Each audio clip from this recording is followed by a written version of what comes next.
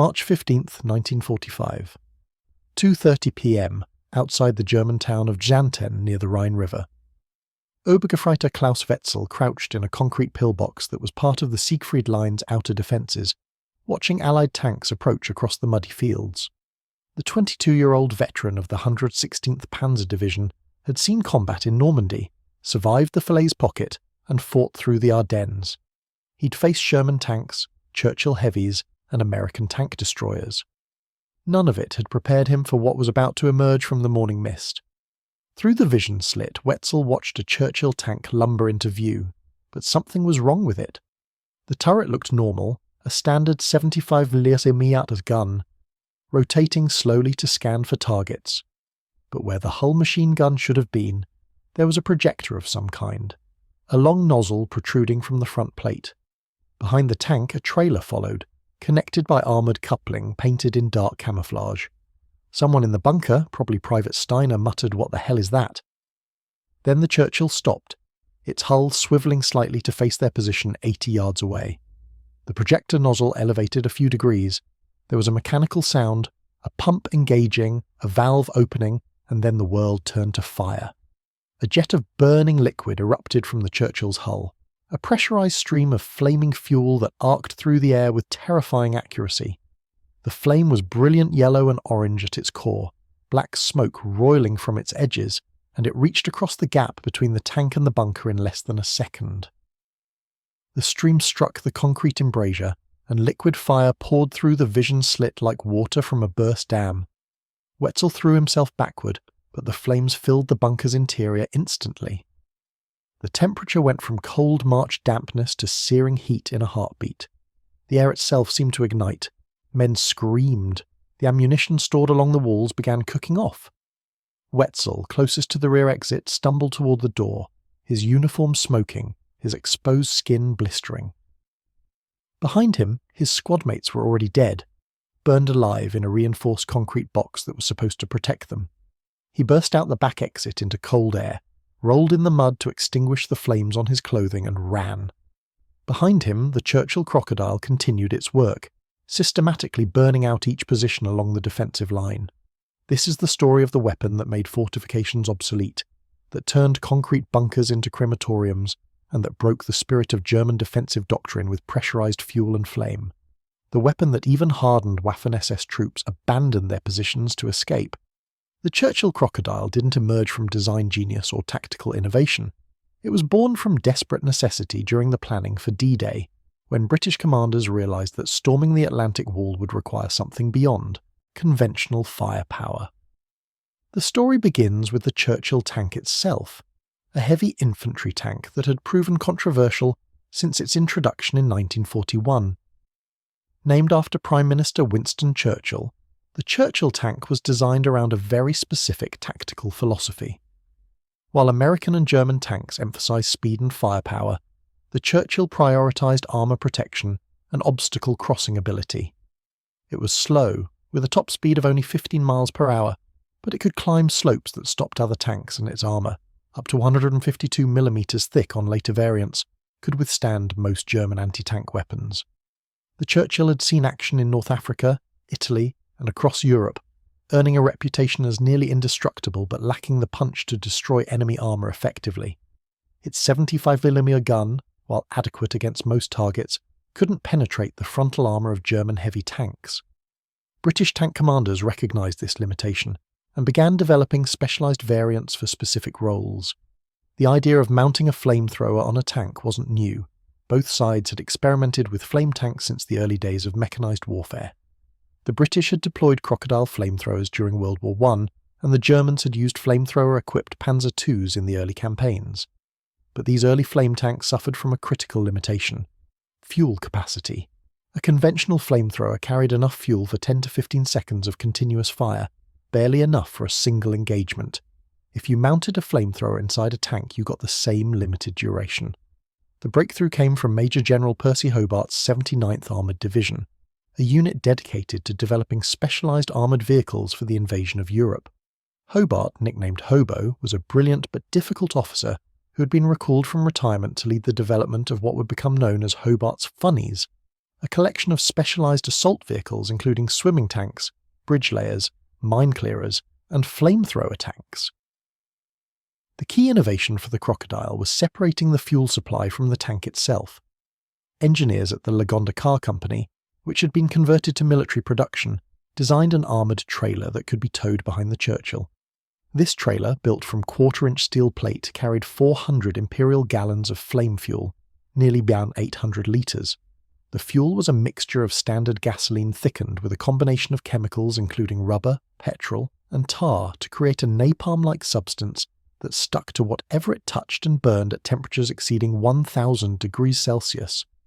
The flame projector itself was mounted in place of the hull machine gun, operated by the co-driver from inside the tank. It used compressed nitrogen stored in 5 cylinders inside the trailer to force the fuel through an armoured pipe into the tank and out through the projector at pressures exceeding 300 pounds per square inch. This pressure created a jet of flame that could reach 120 yards under ideal conditions, though the effective range for accurate targeting was about 80 yards. The beauty of the design was its flexibility. The Churchill retained its turret-mounted 75mm gun and could fight as a normal tank when the flamethrower wasn't needed. If the trailer was destroyed or had to be abandoned, quick-release couplings allowed the crew to disconnect it in seconds and continue fighting. The trailer itself was armoured against small arms fire and shell fragments, though a direct hit from anti-tank weapons would obviously penetrate. The first prototype underwent testing in late 1943. The results shocked even the engineers who had designed it. The flamejet was far more powerful than anyone had anticipated. In tests against mock fortifications, concrete pillboxes that could withstand direct hits from 6-inch artillery shells became uninhabitable in seconds when flame poured through their firing slits. The psychological effect was even more pronounced. Soldiers watching the test from nearby trenches reported that the sight and sound of the flame jet created instant panic, even though they were in no danger. Something about the combination of the roaring flames, the black smoke, and the knowledge of what that weapon would do to human flesh triggered a primal terror that conventional weapons didn't produce. By June 1944, 800 Churchill tanks had been converted to the Crocodile configuration. The conversion process took about 3 weeks per tank and involved extensive modification of the hull to accommodate the flame projector and its controls. Crews had to be specially trained not just in operating the weapon, but in the unique tactics required for flame tank warfare. The Crocodile first saw action during the Normandy campaign in July 1944, and its combat debut immediately validated the weapon's design. British forces were struggling to break through German defences around Caen, a city that had been a D-Day objective but remained in German hands a month after the invasion. The Germans had turned every stone building into a strongpoint, every hedgerow into a defensive line. Conventional tank attacks stalled against anti-tank guns hidden in rubble. Infantry assaults bled themselves white against machine gun nests that could only be destroyed at terrible cost. On July 18th, Operation Goodwood began, a massive armoured thrust intended to break through German lines east of Caen. Among the assault forces were the 7th Royal Tank Regiment's Crocodiles making their combat debut. The target was a fortified village held by elements of the 1st SS Panzer Division, Leibstandarte Adolf Hitler, veteran troops who had fought across Russia and were considered among Germany's best. Hauptsturmführer Michael Wittmann, Germany's most famous tank ace, had operated in this sector just days before his death on August 8th. The SS troops occupying these positions were experienced, well-equipped, and fanatical in their resistance. They had stopped multiple British attacks, and intelligence indicated they would fight to the last man rather than surrender. At 7:45 a.m., the Crocodiles advanced as part of a combined arms assault, supported by conventional Churchill tanks and infantry from the Argyll and Sutherland Highlanders. The German positions were in stone farmhouses and prepared trenches, protected by minefields and registered artillery. As the British forces crossed into the kill zone, German machine guns and anti-tank weapons opened fire. 2 conventional Churchill tanks were hit and disabled within the first 5 minutes. The infantry went to ground, pinned by interlocking fields of fire from positions that had been carefully prepared over weeks. Then the Crocodiles engaged. The lead Crocodile, commanded by Sergeant James Thompson, identified a fortified farmhouse that was the centre of German resistance. He ordered his driver to advance to within 60 yards, well within range of German Panzerfaust anti-tank weapons, and depressed the flame projector. The co-driver, Lance Corporal Davies, squeezed the trigger. A jet of pressurised flame erupted from the Churchill's hull, arcing across the intervening space and striking the farmhouse's ground floor windows. The flame didn't just spray against the exterior. The pressure forced it through the windows, through gaps in the stone walls, through the firing slits that had been cut for defensive weapons. Inside the house, SS troops experienced hell on earth. The flame filled the interior spaces instantly, consuming all oxygen, raising the temperature to levels that caused exposed skin to blister before the flame even made contact. Equipment melted, ammunition cooked off. Soldiers who had stood their ground against artillery barrages and tank fire for weeks broke and ran, some on fire, all of them screaming. The farmhouse garrison, which had held against 3 previous attacks, ceased to exist as a fighting force in less than 30 seconds. The effect on nearby German positions was immediate and catastrophic. Troops in adjacent trenches and buildings saw what had happened to the farmhouse. They had faced many weapons, artillery, mortars, tank fire, airstrikes. But this was something different.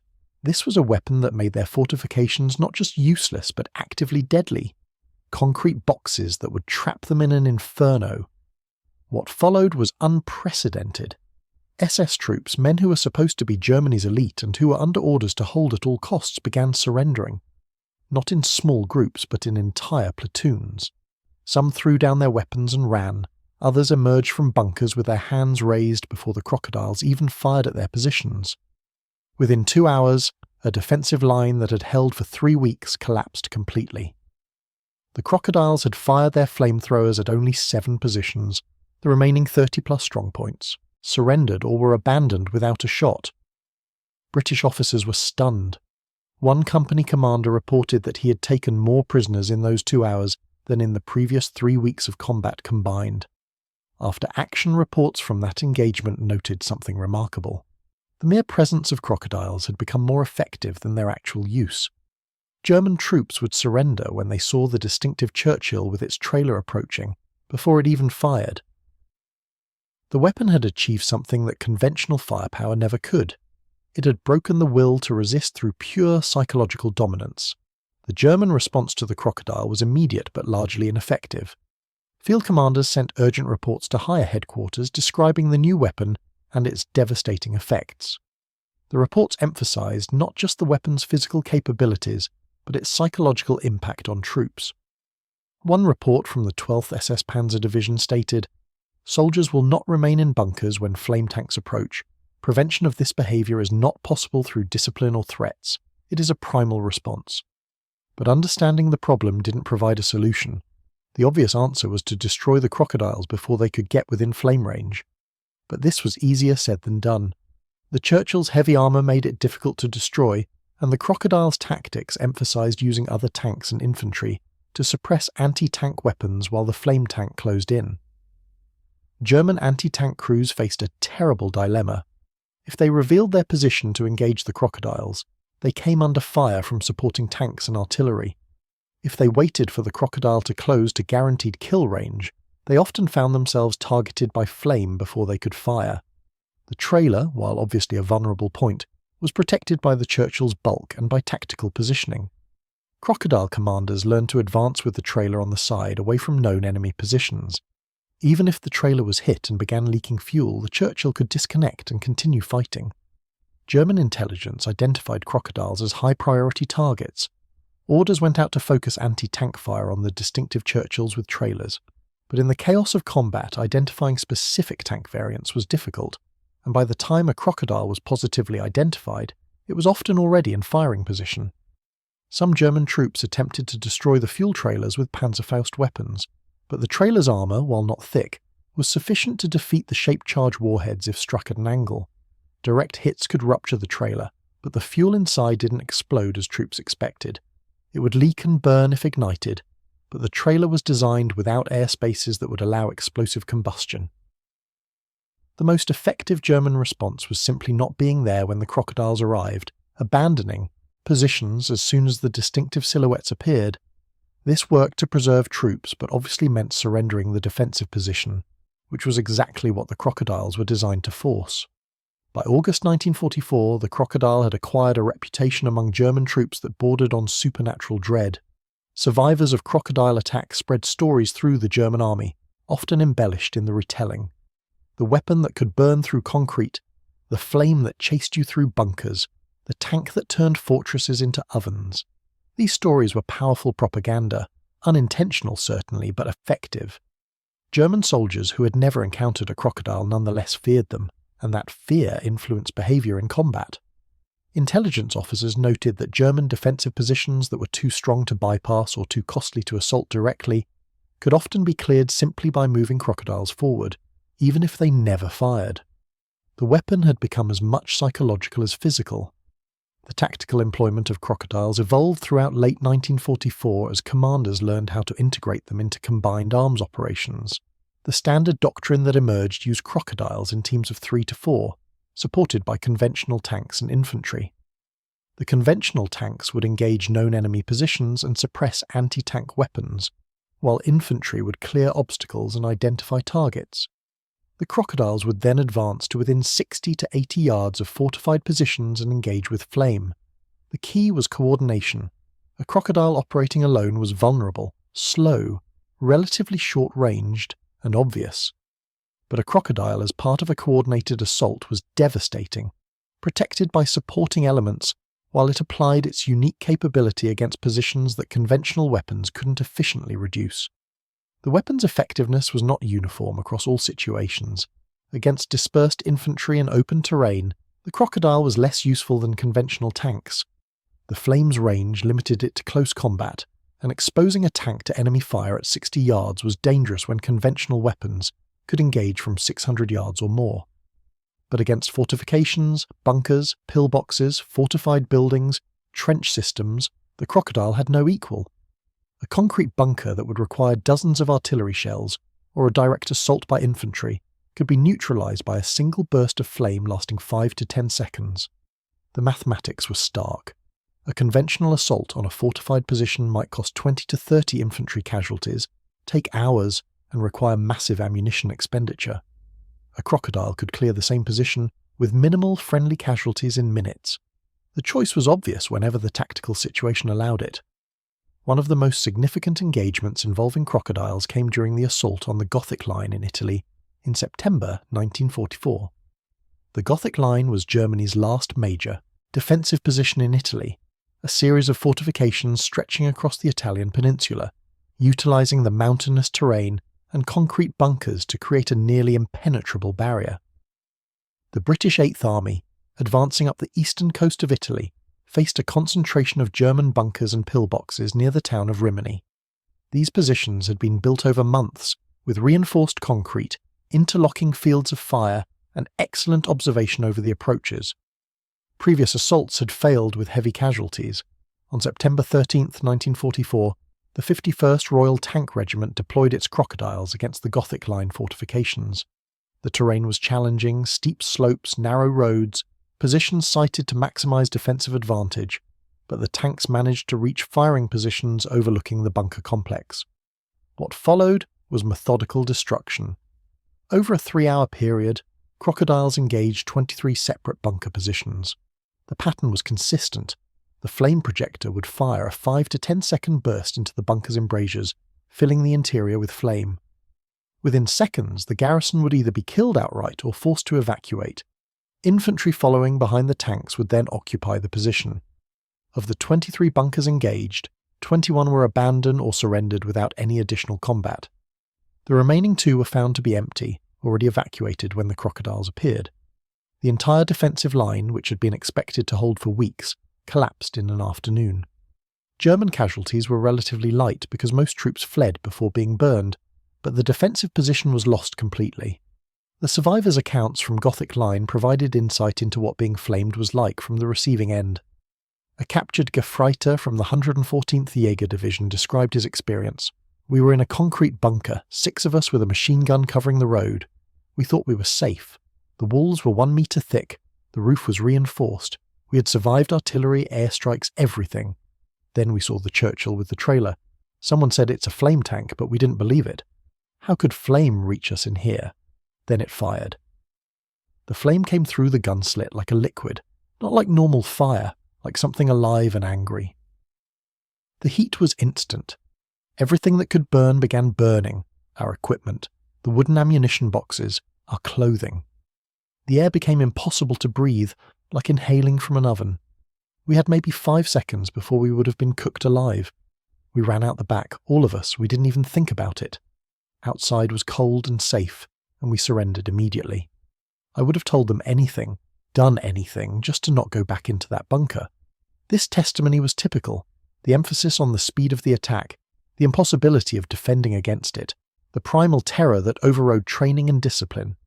The Crocodile's psychological impact extended beyond its immediate targets. German units deployed near areas where crocodiles had been used showed measurably lower combat effectiveness even when not directly engaged. The knowledge that flame tanks might appear created constant stress and undermined defensive doctrine that relied on troops holding fortified positions. By late 1944, the Crocodile had become the weapon of choice for breaking through the Siegfried Line, Germany's western defensive barrier. The Siegfried Line, or West Wall as the Germans called it, consisted of more than 18,000 bunkers, pillboxes and tank traps, stretching from Switzerland to the Netherlands. These fortifications had been built in the 1930s and represented Germany's most sophisticated defensive engineering. Many bunkers featured walls over 2 meters thick, multiple chambers, interlocking fields of fire, and protected access routes. Against conventional weapons, these positions were extraordinarily difficult to reduce. Artillery could damage them but rarely destroyed them. Tank fire was largely ineffective against the thick concrete. Infantry assault was possible, but costly and time-consuming. The Siegfried Line had been designed to require massive resources to break through, to bleed attacking forces white and buy time for German reserves to respond. The Crocodile changed that calculation completely. Starting in October 1944, British and Canadian forces began systematically clearing Siegfried Line bunkers using crocodiles. The pattern was repeated across dozens of engagements. Identify the bunker, bring up the crocodile under covering fire, flame the position, occupy or bypass. What was supposed to be an impenetrable defensive line became a series of isolated positions that fell one after another to a weapon their designers had never anticipated. The German military conducted an analysis of Siegfried Line bunker losses in November 1944, and the results were damning for defensive doctrine. Of bunkers that were abandoned or surrendered, 73% were attributed to flame tank attacks or the threat of flame tank attacks. Of bunkers that were destroyed with their garrisons killed, 64% were attributed to flame weapons. The Crocodile had become the primary threat to Germany's most heavily fortified positions. The weapon's effectiveness was not without cost to its operators. Crewing a Crocodile was dangerous work. The tanks were high-priority targets, and closing to flame range meant exposing the vehicle to anti-tank fire at ranges where even the Churchill's heavy armour could be penetrated. The fuel trailer, while armoured, was vulnerable to artillery and mortar fire.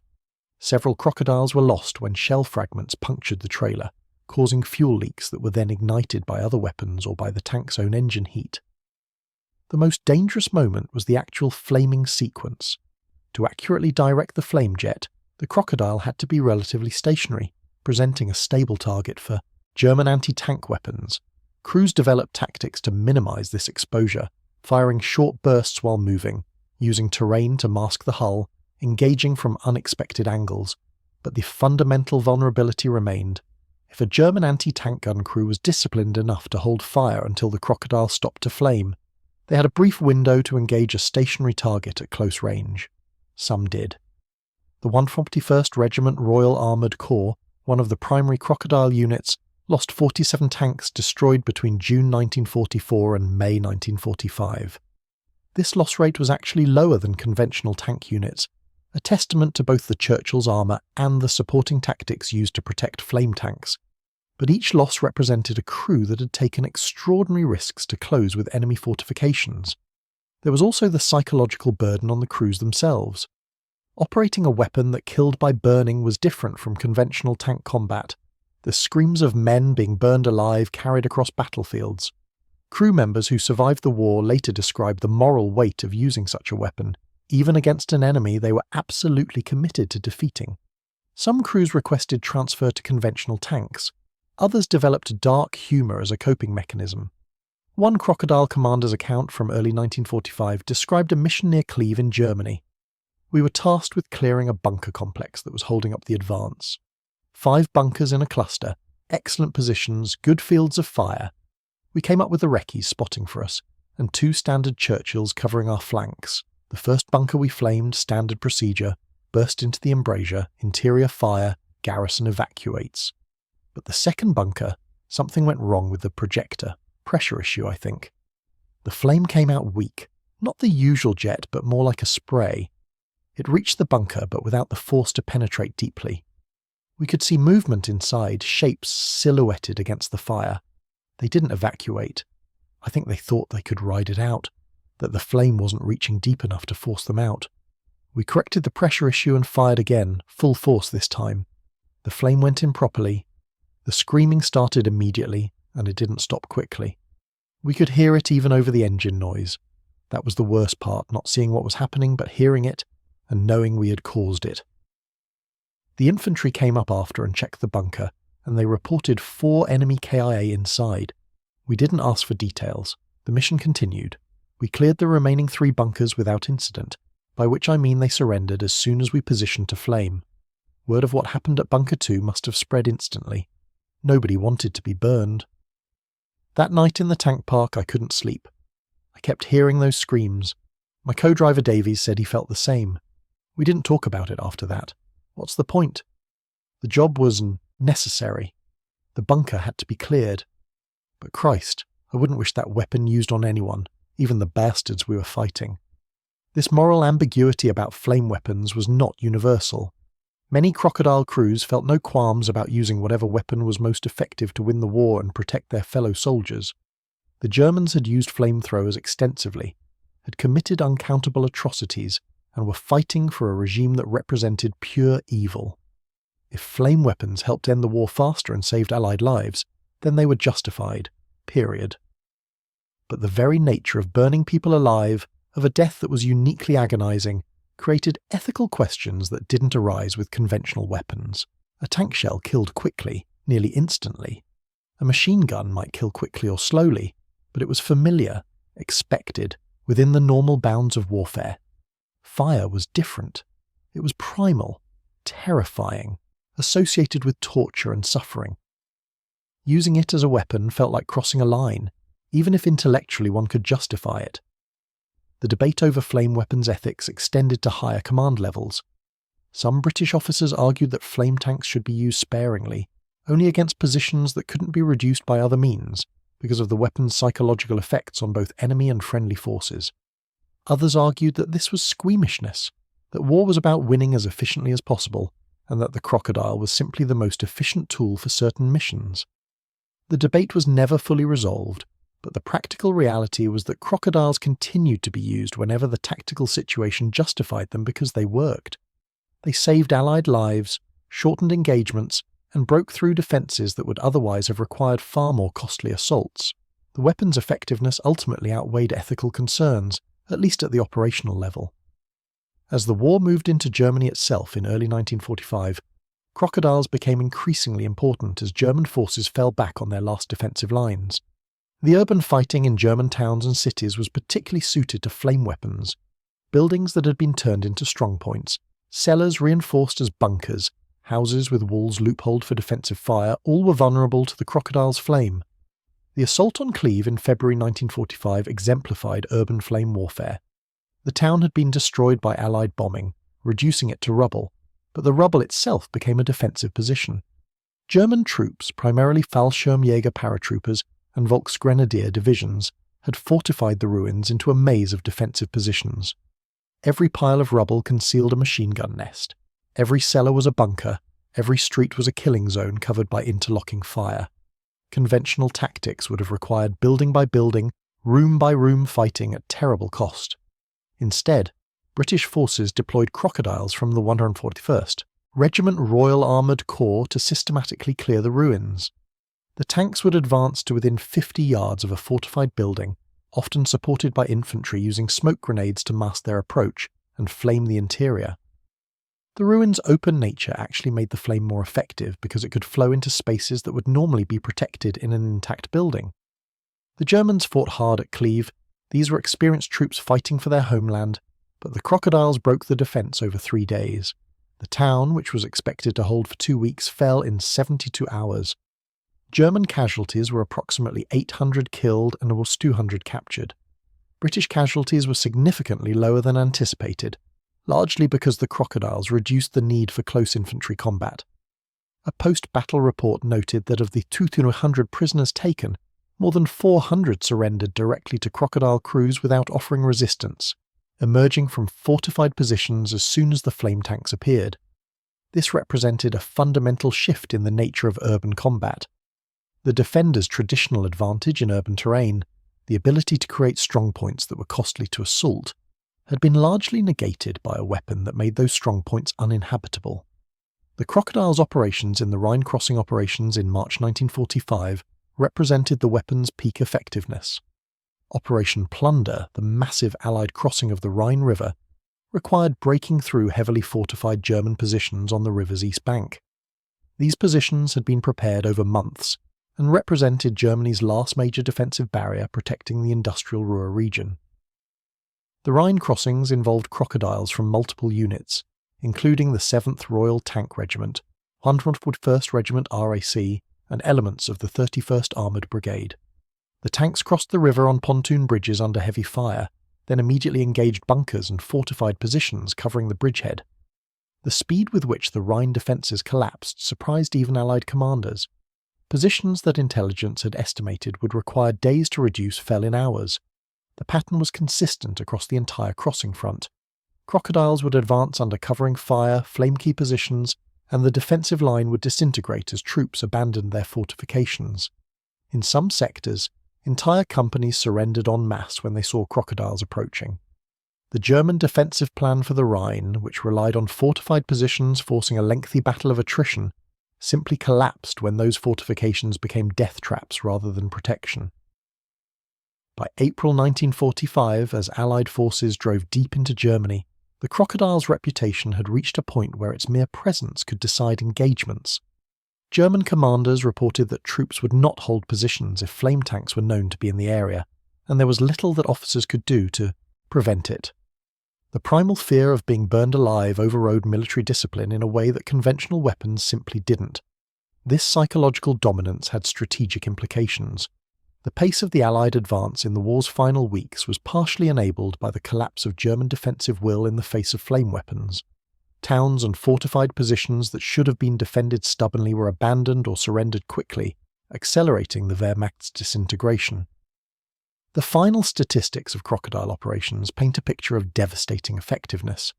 Between D-Day and VE Day, approximately 250 Churchill Crocodiles saw combat. These 250 vehicles were credited with reducing more than 8,000 fortified positions, including bunkers, pillboxes, fortified buildings and trench systems. The loss rate was remarkably low, just 89 Crocodiles destroyed in combat, a testament to both the Churchill's armour and the supporting tactics developed around the weapon. More significantly, post-war analysis suggested that the Crocodile's psychological effects saved thousands of Allied casualties. Positions that would have required costly infantry assaults were cleared with minimal friendly losses. The speed with which fortified lines collapsed when flame tanks appeared shortened operations and reduced overall casualties on both sides, since German troops surrendered rather than fighting to the death. After Germany's surrender, Allied intelligence teams interviewed hundreds of German soldiers about their experiences with various weapons. When asked to name the single most feared Allied weapon, the most common answer was not the artillery, or air power, or even tanks in general, but specifically the flame tanks, the Crocodiles. A captured Oberfeldwebel from the 9th Panzer Division summed up the German perspective in a June 1945 interrogation.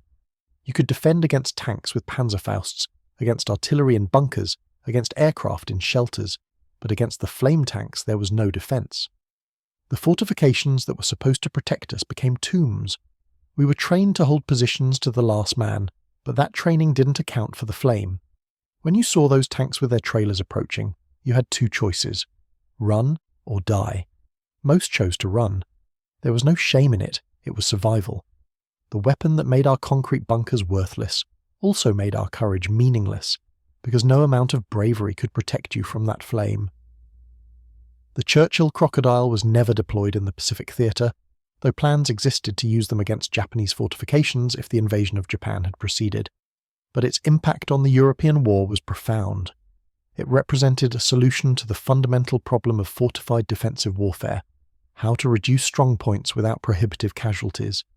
The answer turned out to be pressurized napalm delivered from an armored vehicle, a weapon so terrifying in its effects that it broke the will to defend. In the decades after World War II, flame tanks gradually disappeared from military arsenals. Advances in anti-tank weapons made closing to flame range increasingly dangerous. Precision-guided munitions and improved artillery offered ways to destroy fortifications at longer ranges. The ethical concerns about flame weapons, always present, grew stronger as warfare became more regulated. But during the critical period from June 1944 to May 1945, the Crocodile was the answer to a specific tactical problem, and it solved that problem with brutal efficiency. It turned Germany's vaunted defensive fortifications into liabilities, broke the psychological resilience of veteran troops, and accelerated the end of the European war. The German soldiers who laughed at Allied tanks in the early war years weren't laughing when the Crocodiles appeared. They were running for their lives, abandoning positions that were supposed to be impregnable, because they had learned a terrible lesson. When the flame came for you, concrete walls meant nothing, courage meant nothing. All that mattered was getting out before the fire consumed everything. The thunder of conventional warfare, the artillery and tanks and aircraft, was terrifying but manageable, something soldiers could adapt to and defend against. The roar of the Crocodile's flame projector was different. It was the sound of fortifications becoming crematoriums, of defensive doctrine becoming obsolete, of fire making war more terrible than it had ever been before. The Crocodile's development had run parallel to another British innovation that would prove equally devastating in different circumstances: the Canal Defence Light, or CDL, a powerful searchlight mounted on tanks intended to blind enemy forces during night attacks. While the CDL never achieved widespread success due to secrecy concerns and limited deployment, it represented the same philosophy that produced the Crocodile, using unconventional weapons to solve tactical problems that conventional firepower couldn't address efficiently. But where the CDL remained largely theoretical, the Crocodile became horrifyingly real. The weapon's effectiveness led to immediate requests from Allied forces for more units. American commanders, observing Crocodile operations in Normandy, requested that similar weapons be developed for US forces. The result was the M4 Sherman equipped with the Navy Mark I flamethrower. But these American flame tanks never achieved the psychological dominance of the British Crocodile. Part of the Crocodile's effectiveness came from its specific characteristics. The Churchill's heavy armour allowed it to close to flame range with reasonable survivability. The massive fuel capacity from the trailer meant it could engage multiple targets without returning for refueling. The retention of the 75mm gun meant it remained tactically flexible. American flame Shermans, by contrast, typically replaced the main gun with the flamethrower, creating a single-purpose vehicle that was vulnerable when its flame fuel was exhausted. The tactical doctrine around flame tank employment became increasingly sophisticated as the war progressed.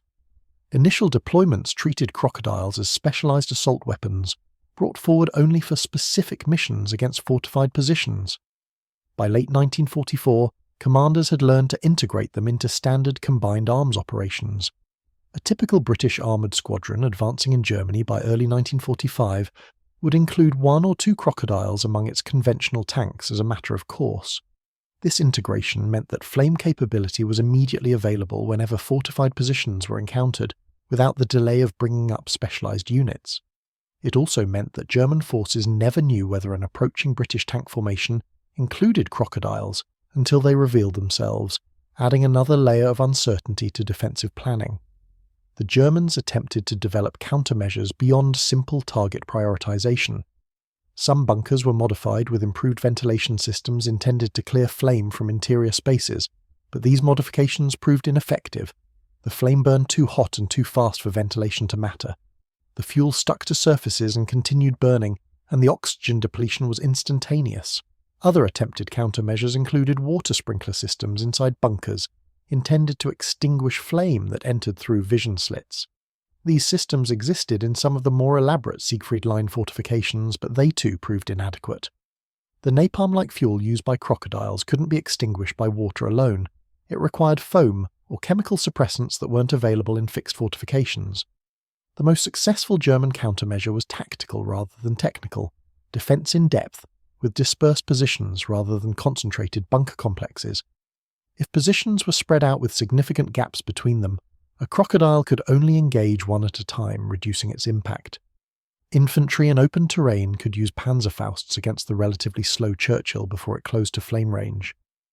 But this dispersed defence sacrificed the protection that fortifications provided and made positions vulnerable to conventional artillery and tank fire. The Germans faced an impossible tactical dilemma: concentrate forces in fortifications, and the crocodiles would burn them out. Disperse forces in open terrain, and conventional firepower would destroy them. Either way, the defensive advantage that had characterized warfare since the trenches of World War I was slipping away. The crocodile's impact extended beyond its direct combat effects to influence broader strategic decisions. Hitler's insistence on fortress cities and holding at all costs became increasingly untenable when those fortresses could be systematically burned out. Field commanders who understood the reality of flame tank warfare pushed for mobile defence and tactical withdrawals, but these suggestions conflicted with Hitler's no-retreat orders. The disconnect between strategic direction from Berlin and tactical reality on the ground contributed to the Wehrmacht's accelerating collapse in the war's final months. Units that were ordered to hold fortified positions knew they were being asked to die in concrete boxes when the flame tanks arrived. Morale collapsed accordingly. Surrender rates increased dramatically in sectors where crocodiles operated compared to sectors where they didn't. One particularly telling incident occurred in March 1945 near Wesel during the Rhine crossing operations. A battalion of Volksgrenadier troops, approximately 400 men, occupied prepared positions covering a key road junction. Intelligence indicated they were well supplied, adequately equipped, and under orders to hold at all costs. Their defensive positions included bunkers, trenches, and fortified buildings, a textbook defensive setup.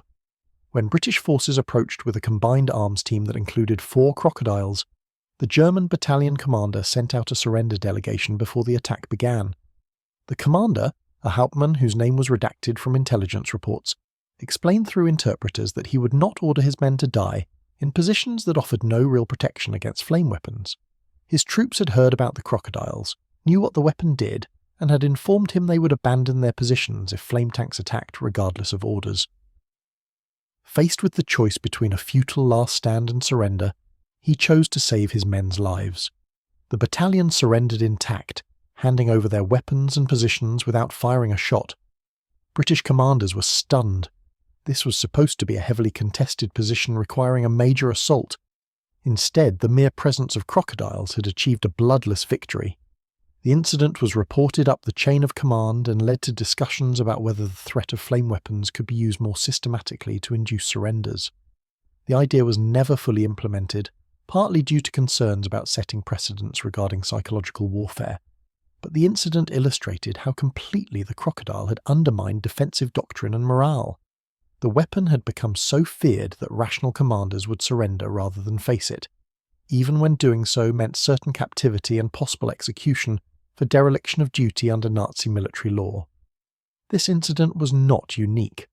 Intelligence reports from March and April 1945 documented at least 17 separate instances where German units surrendered specifically to avoid engagement with identified flame tanks. In several cases, white flags appeared as soon as crocodiles moved into position, before they had fired a shot. The psychological dominance was complete. The post-war period saw extensive analysis of the crocodile's effectiveness. British military historians examining the weapon's combat record concluded that it had been perhaps the most cost-effective specialised weapon of the war. The relatively small number of crocodiles built, about 800 total conversions, had achieved effects far out of proportion to their numbers.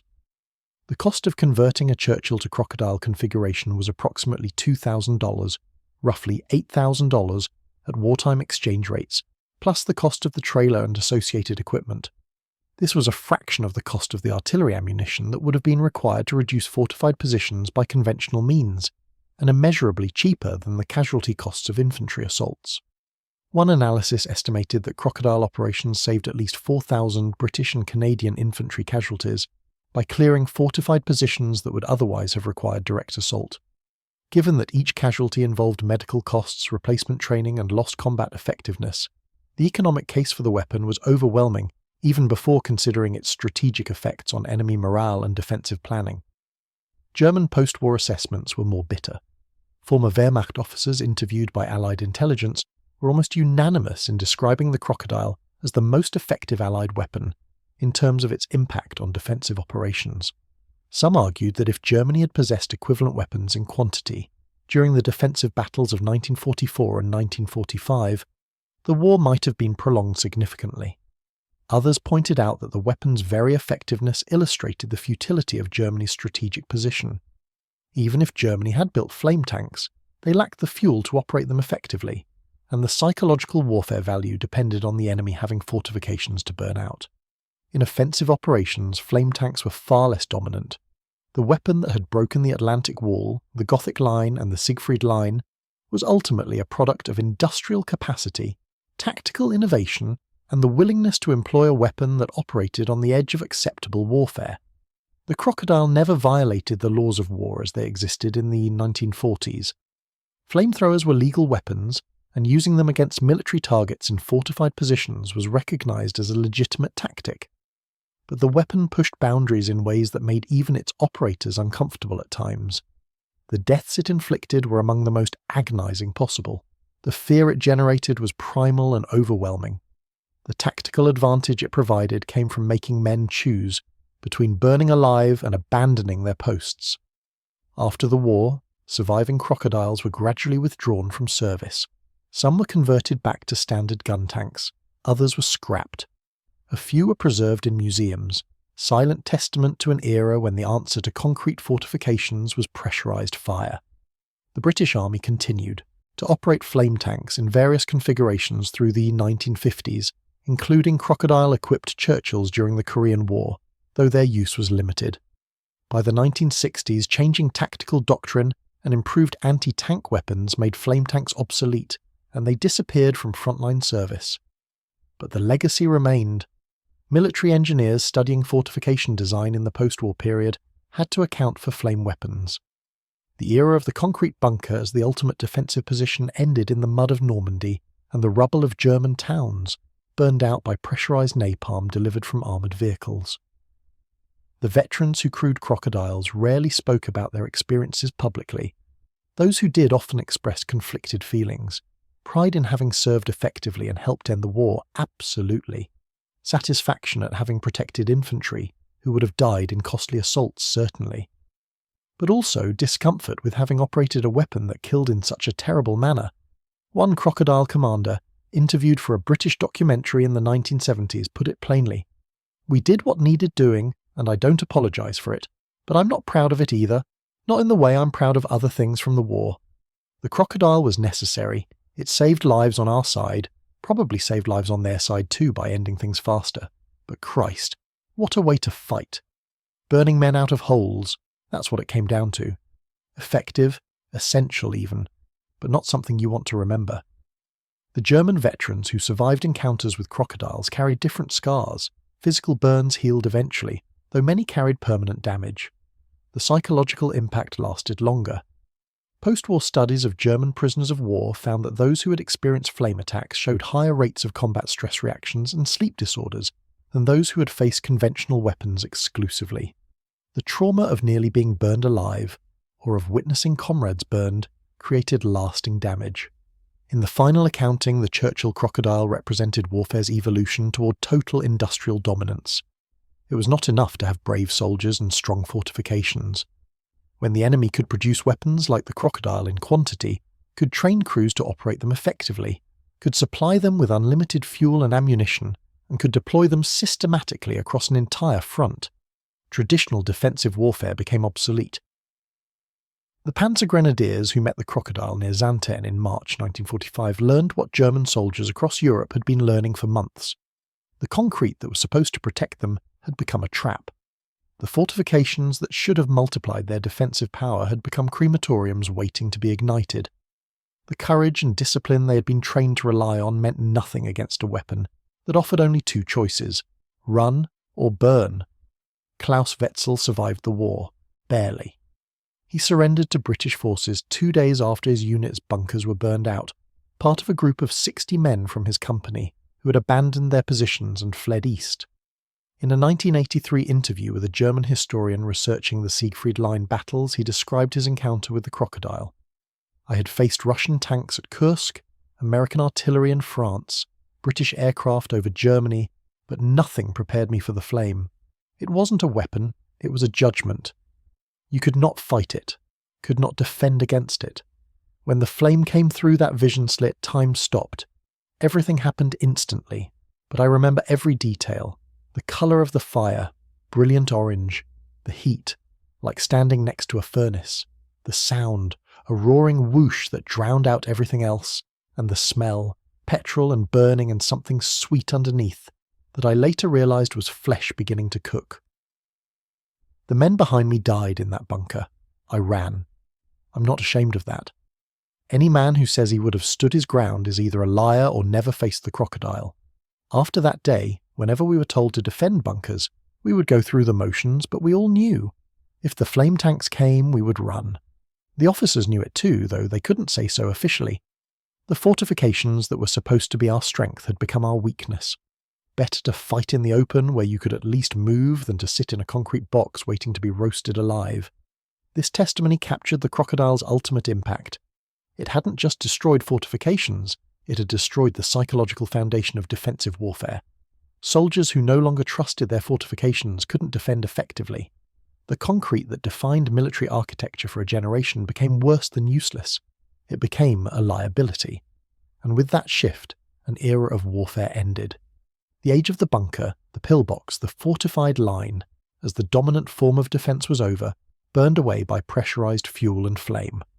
On May 8, 1945, when the war in Europe ended, the crocodiles fell silent.